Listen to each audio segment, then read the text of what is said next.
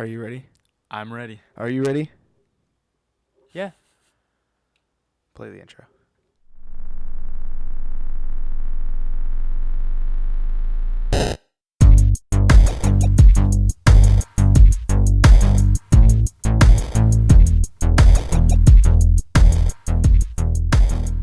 Moving on to the next topic. This is your topic. Yes. Something about some artistic type Yes. stuff. What are we talking about? I wanted to ask you guys. It's a 2-for-1 deal Oh, we a got twofer. going on today. A two for today. Oh man. So one of the things that I pay attention to a lot in video games, I think most people do too, but I do it because I really like art, and I've always had the idea of making a video game, but not really because I don't really feel like it. Is also this helps me make my decision in buying games too, because I'll just go to the question. You don't want an ugly looking game. Yeah, exactly. Got it. What games do you like for their artistic style, just graphically or whatever, and then also your favorite games that have like music or music composer for video games. So Yeah. either of those. So how many did you write down? I wrote down for artistic style like 4. I wasn't 4? going to talk about Okay, all of them, all right. but I Yeah. was just How many gonna- did you write down? Mine's just like a chunk. Okay. How about you Mine's say all like grouped together. you say yeah. one, I'll say one, and then you say one. Okay. Okay. Are All we right. starting with like artistic style? Yeah, let's first? do Yeah, let's- artistic one. Well, Okay. we'll do this. We'll do one art, one music, and then we'll go back through the line. That So make one sense? art, one music, one art, one music, one art, one music. Yeah, something like that. Okay. We'll figure it out. So what did you write for your favorite artistic? I'll That's one of choose yours, yeah. out of the 4, I'll choose the one that I've had probably the least experience with, but I still like it a lot, is the Mother series, the art Mother. style. Yeah, or Earthbound in America. Earthbound. Yeah. Yeah. Because I'm a really big fan of like any pixel art, because it takes a lot of freaking time to do that stuff. What was that game that was kind of like that? Kind of like came out a while ago. Probably Undertale. You're Yeah. thinking of? Did you like Undertale? Art style? No, I think Oh, the okay. art is, well, first of all, it's mostly done by one guy, and Yeah. so his music is really good though. His music is awesome, but the art style I think is, I don't like a lot of indie developers pixel art I design. mean, you're in the boat with Christian there. He hates except for indie Owlboy. I developers. think Owlboy is a good looking pixel art. that just came out recently, Yeah. right? Yeah. But I feel like quite a bit of them kind of do pixel art and not do it well, and it's sort of like, because not all of them are artists, but you gotta have graphics for video games. But Oh yes. I like Earthbound's art design because it's also hard, I think, to sort of do with sprites and stuff, to sort of differentiate art styles, because it's also, you're already limited, and also people now consider sprite an art form as well. So to have like your own unique art style within an art style is a pretty cool feat to have. It's very, very cartoonish, and everything like kind of breathes in that world. Like there's all these colors and stuff like that, and it's really weird because I was playing it and I have a ROM, but a physical cartridge of Mother 3, which is the one that Lucas is from, that never got an English release, but it's fully translated, that I have on my Game Boy Advance that I play. And it's really cool because like it will like rain, there's darkness, there's like lightning and stuff, and it's like kind of blew my mind as something as so simple as like a Game Boy Advance game to have all these things like winds howling and stuff like that. And everything's so detailed in that game because you can just click on top of just all the details for like houses, for lighting and all that.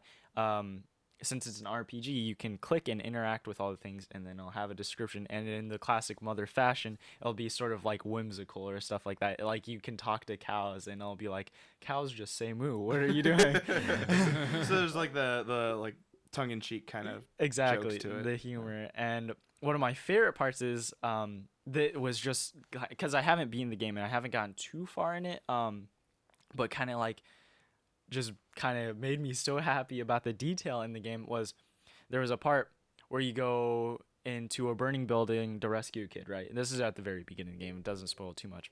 And you save him. Oh, man, a game that came out 20 years ago. Yeah. And you go to hot springs to revive, and you actually have to stay in the hot springs for like 5 seconds or something, and then it heals you, and then you will just like have a little thing that will say you feel refreshed or something like that. And so I was like, well, I'm covered in soot. I wonder if or soot. I guess I said it wrong. And I was like, well, let's. I'm kind of low after that boss battle. Let's chill out in the hot spring, little kid. And then we go in there, and then I was like, I wonder, since we're technically sitting in water, will we come out like all clean? And so I walked out, and yeah, everything below our heads, because your head's sticking out of the water, is clean, but your head's still covered in. Whoops, sorry about that. No, So you have like this a black sort of like painted face. And then the rest of you is clean, and then it starts raining, and then all your other soot really comes cool. off. So it's That's really really cool. cool. I love the detail in the game. It's really impressive. So That was really cool. One of my art games is the new Tomb Raider series. I haven't played the other Tomb Raiders. I'm one of those people that started The playing first it with generation Tomb Raider, like the PlayStation, like the I've never played PlayStation- this. PSX Tomb Raiders. Okay. Never played this. I almost bought a few of them now that we have a PlayStation 2. Look forward to that. Subscribe to Primal Target. But we have like, I mean, you know my love for Tomb Raider right now. I played the first as soon as I played the first one, and I don't even really know why I picked up Tomb Raider. It was just kind of, I think we had it on sale, and I picked it up, and I got the tin, and because the tin was the same price. Mm-hmm. I wasn't even working out where we work now. I was still a kid. I mean, I was still in high school, and so I played it, and I go, wow, this is really, like, this looks great. And you see the way that Laura looks, and you see the way that all this, like, visually everything looks, and then I was like, wow, this looks great. I mean, you can't really get any better and then you play Rise of the Tomb Raider, and you're like, holy crap, that's freaking Camilla Luddington. Like, that is her in this game. And you see when she gets it, like how you were talking about with the hot springs in Mother, where when she goes into water and she comes out and she's like wet, she has to pull her hair, and you see it drain off of her. I the first time I saw that, I was like, whoa, because I noticed it. I noticed stuff like that, like when the little a character details that a like character puts their does. arms on a wall and they walk by, And she does that too as well. Yeah, the second I saw her do that, I was like, oh. But the other nicely thing done. was I was like, way to go. I also love Pixar movies, and so when there's this much detail into a character design, and you see that through the character designs throughout the years of Pixar, they're a little bit simple of designing toys. You know, they're all plastic. You can't really do a lot with that. But you skip a lot of the generations. You go all the way to Brave, and you see Merida's hair, and you see how flowing it is and how, like, fluffy it looks. That's a design that was specifically what they focused on in Brave, and you see that now kind of going on and them working on it a little bit more and more and more, Trickling into other things. Yeah, I mean, you see it in Moana especially, and so going into Rise of the Tomb Raider, you really see the details. Like, she has, split ends. She doesn't have like a full on like tube of hair anymore, like how she did in the first game. And it, that's just because of the console that couldn't do that. Just like bounced off each other. Yeah, so now it kind of, when the wind flows, it's not just one solid piece moving. In Rise of the Tomb Raider, she kind of you see kind of strands of hair moving across it. In Tomb Raider, the definitive edition, you do kind of see that as well, but you see it really in Rise of the Tomb Raider. And so I feel like graphically, Tomb Raider has set its bar of where Crystal Dynamics has put this, like, I don't know, the bar for Tomb Raider and of how I look at games is, okay, that's really, really good, because there's a lot of detail that didn't need to be in the game. It's just something you kind of take for granted, and then you see it and you're like, wow, you really take care of a game. And that's why I don't want, as much as I love Tomb Raider, I don't want Tomb Raider every single year. I don't mind. That's one of those games I don't mind waiting 3 years for, 4 years for, because I know the longer that it starts to cook in that little, melting pot that they have at Crystal, it turns out that this is what we get, and it's like, wow, it's amazing. So I'm really looking forward to that. So Tomb Raider is kind of like one of Your those art bar, styles. Yeah. When your bars were Yeah. graphical. Mm-hmm. Yeah. Okay. Well, I guess we'll go over to me now. Mm-hmm. Well, I mean, we were going back to Quinn at that. No, We're just skipping you. So one of the games that I put on my list that I originally when it came out, I was not happy with it. Oh. Okay. And the reason why is, well, first of all, the game I'm gonna list off here is WoW, World of Warcraft. Okay. And you were a big WoW fan. I played it from vanilla up until patch, was it 3.4? It was like the first. Sounds like we all need to get into WoW now. If you played WoW, I think 3.4 was was like the first big expansion or DLC or content drop for the Cataclysm. Okay, it was, and I stopped like 2 weeks before. I think it was called Firelands, the dungeon before that came out. Yeah, you know. But I remember when it came out. Back in 2004, I believe. Okay. I was my friends and everybody that played MMOs with. We had moved from EverQuest to Final Fantasy XI. Evercrack. Yeah. We moved to Final Fantasy XI, and Final Fantasy XI was one of the best for the time. Was one of the best looking games for the early mid 2000s. Like, it was gorgeous. And then WoW comes out, and it has this kind of cartoony art style, and we were all just like, you go play your cartoons. You want to go play WoW? Sure, you go play that little cartoon. What's this company, game. Blizzard? Whatever. What have they made? We're just like, look at how good our game looks, and look at how bad, and how cartoony. But what you don't realize with Blizzard and what Blizzard does is they look at their games in like the long-term scope, right? Their games have their style, especially WoW, because they said in an interview that it looks that way because it ages well. And 12 years down the line, Final Fantasy XI, for as good as it looked back then, looks pretty bad right now. And WoW still looks fantastic. Even though I do know that they did do the graphical update in the I think it was Cataclysm expansion. Mm-hmm. It was Cataclysm or Pandaria, I don't remember which one. They did do a graphical overhaul, and I believe it was in Cataclysm. But they still kept that same style. They just added more polygons and that kind of stuff to the characters.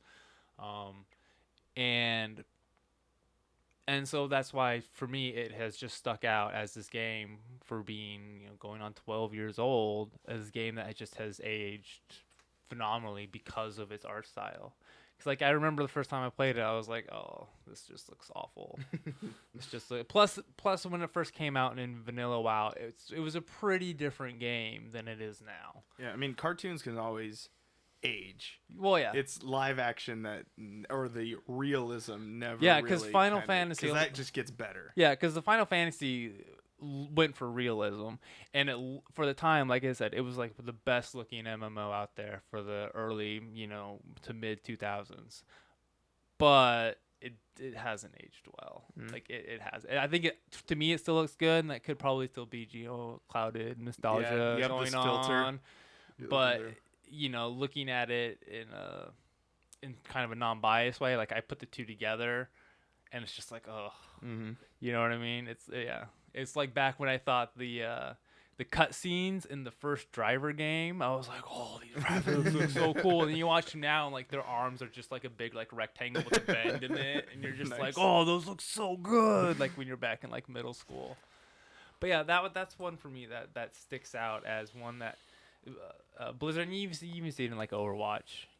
They don't have I think Blizzard tends to go for, and even in Diablo. Now, I'm not talking about their cutscenes. Their cutscenes look fantastic, but when you look at the characters themselves in the game, they have this sort of I don't want to say bland, but not like super detailed, almost cartoony kind of look, and that's just because it ages well. Mm-hmm.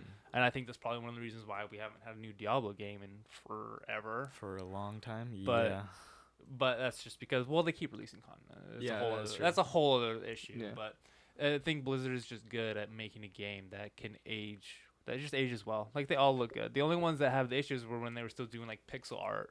You know, because it's like, oh, that game, you can tell how old that game is because look at how it's all pixelated and all that. Yeah. And now But it's yeah. retro. Yeah, now it's all retro. Yeah. So Quinn, I think we're gonna come back. I don't think we can go through another round. Do you want to go music or another? Yeah, I think we art? should go music. Okay. Yeah. Music. Okay. Well, we have enough time to. We'll go through one more time. Okay. Yeah, one more time. Okay. Sweet. So you can pick either music or art. Again. Music. Okay. I guess I'll choose music. I'll leave it up to you guys to choose whatever. Yeah.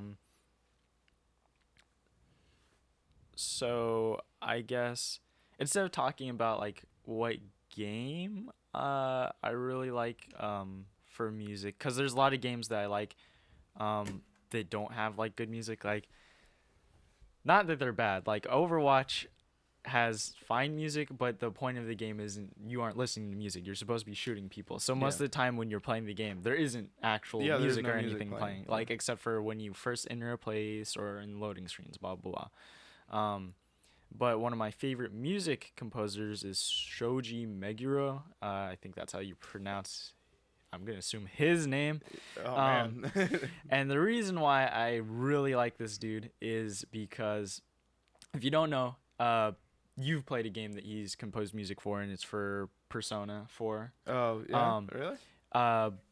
But he's also one of the lead like composer guys for Atlas. Like in almost every single game you can find his name under it. So, and the reason I really respect him is, well, I like his music, and he has a wide variety of styles, because Persona 5 is more like a jazz sort of urban theme. Persona 4, because all the personas have that little exactly, special their thing. own sort of style, and he's the one behind doing all of That's that crazy. stuff. And so that just shows like how wide, of course he has help and stuff like that, but that just shows like he has such a wide variety. You would think that if you're having the same person come back over and over again, it's going to start sounding repetitive. Exactly. But yeah, because like when you listen to Persona 4, and like you say, because I've only just gotten into Persona. I didn't play the 4 on PlayStation 2. I played in Golden, and I'm gonna get 5. So it's like you hear the sounds and differences, but now that you're telling me the same person, it's crazy. Yeah, exactly. Because like Persona 4 is supposed to match the sort of happy, like upbeat attitude. Persona 3 is like it has a lot more like rap and sort of stuff like that. And the main SMT series that he does a lot of the music to is like a lot of it is straight metal. Like it's just heavy guitars and stuff like that, and it's really like crazy just to go like. You can, once you start noticing his, like, he has his own defined style within those things, and you can go, oh, that's him, but it's a different genre, and it's just very impressive to listen to that sort of stuff. That's cool. Well, I'm gonna kind of cheat my own rule, because I'm not gonna talk about it, but I'll just mention them because I only had one thing for music. Okay. I do notice a lot of music. I just couldn't think of any that really stuck with me. Halo is obviously, for me, is one of those like, and I guess World at War with Nazi Zombies, the only song I've actually ever downloaded onto a phone in a device. I lied to you. I'm sorry, because you said, have you ever downloaded a soundtrack? I go, no. Halo, I did. Everyone has downloaded at least one time in their life that one file, or has listened to on a separate occasion, not from the game, is the main Halo 2 theme. That is the best version of that song, is the Halo 2 one. So that's all I'm gonna say about that. But Gears of War is my other art game, because a lot of people look at it and they're like, oh, it's like gray and red is really what the color scheme of Gears of War is. But I will say Gears of War is the reason why I bought a 360. Like, I looked at it, saw it.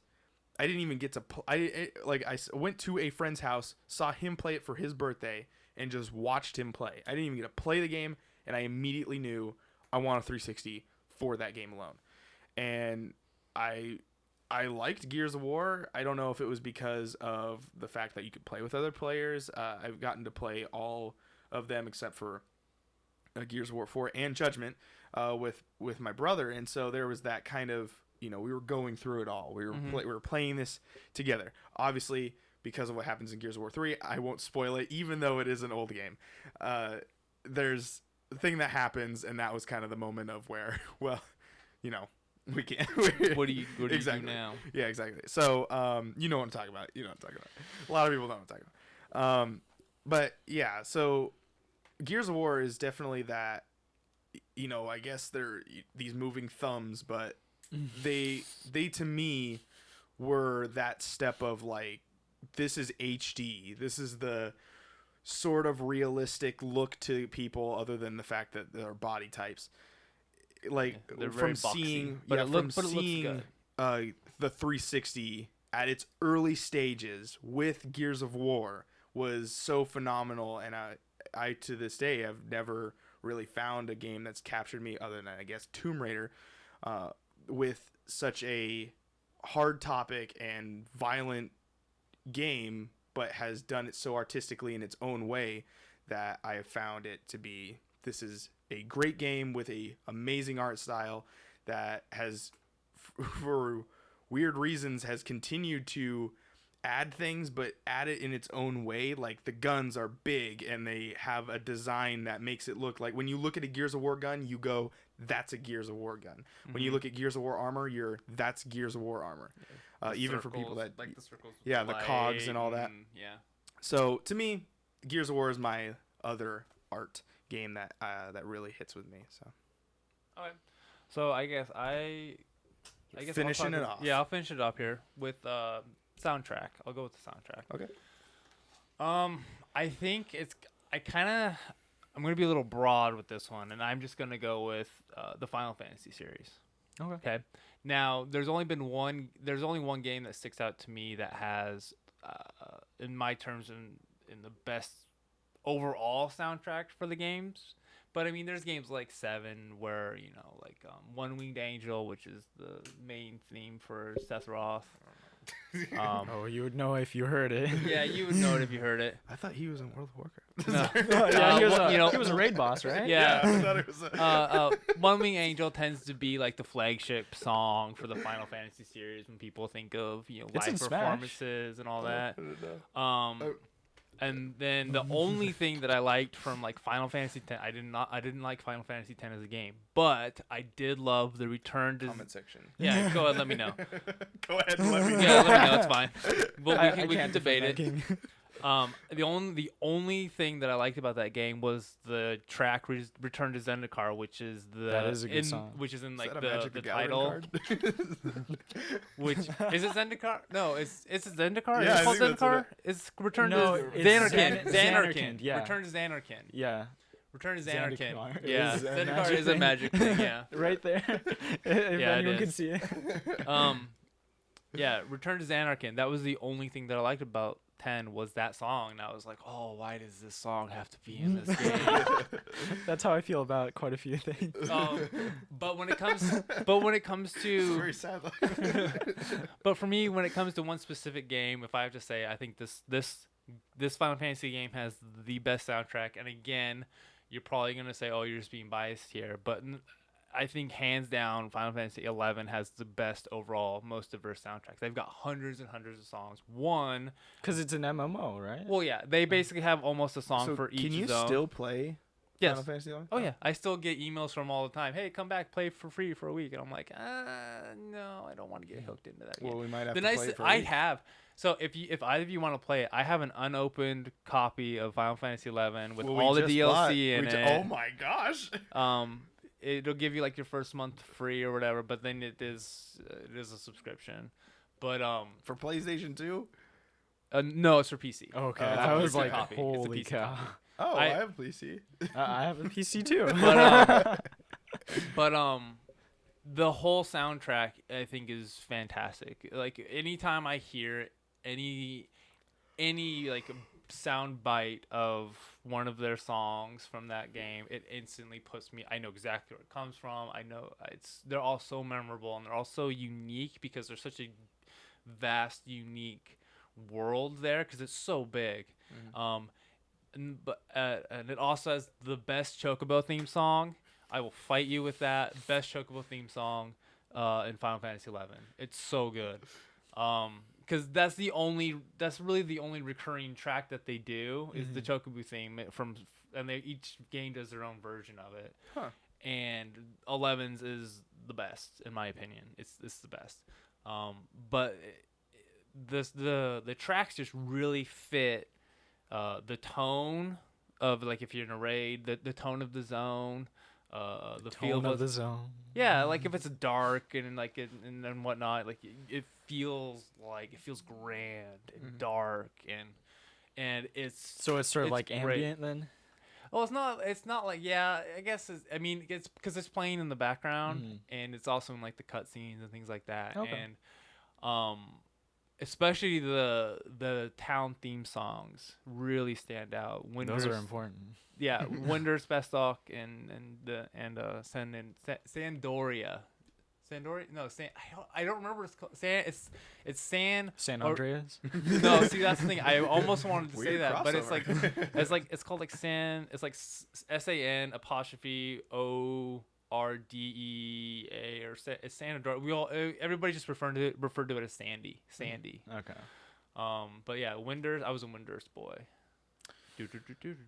Ladies and gentlemen, make sure in the comment section below you put your favorite artistic game or your favorite music soundtrack below. And if you want to drop a link in there for your fellow PT Nation to click on there and listen to it itself, then feel free to do so.